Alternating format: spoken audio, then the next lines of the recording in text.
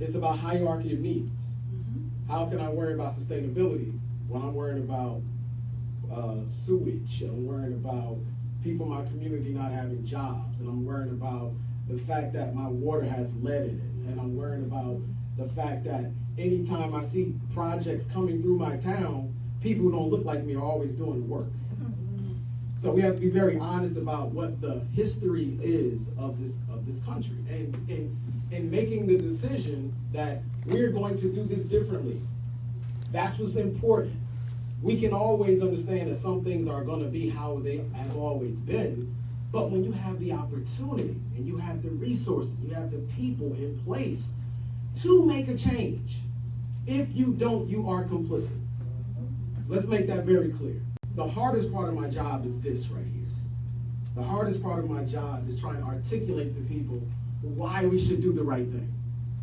That bothers me. Like, that really bothers me that I have to try to convince people that we should target and we should make sure that we're providing the wraparound services and the training that Jane spoke about. Why should I have to say that? Talk about it. Like, did we forget why we became a superpower? Let's take a step back for a second. Why did this country become a superpower? Why did this country become rich? Why did many countries become rich?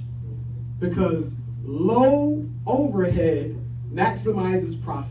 You know the easiest way to have low overhead? To make people slaves. That's what they did. And after they made people slaves, they continue to subjugate these people to the worst treatment, rape, lynching, segregation, all these different things, making sure you can't even move into a certain community. All these things to ensure that this community never builds wealth, because know what they're afraid of? Karma. So all these practices have been intentional because they don't want people to get any power, because they're afraid of what's going to happen once we get some power. So when I come into these rooms, I appreciate the percentages that we're talking about to bring to these communities. I appreciate when people are fighting for percentages. But let me make this very, very, very clear.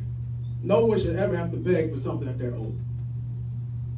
I should not have to beg you for jobs. We know what jobs mean. Jobs mean pride. Jobs mean sustaining your family.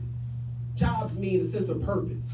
And every time you rob these communities of that, you cannot wonder why certain communities turn to drugs to deal with the pain. All of this is connected.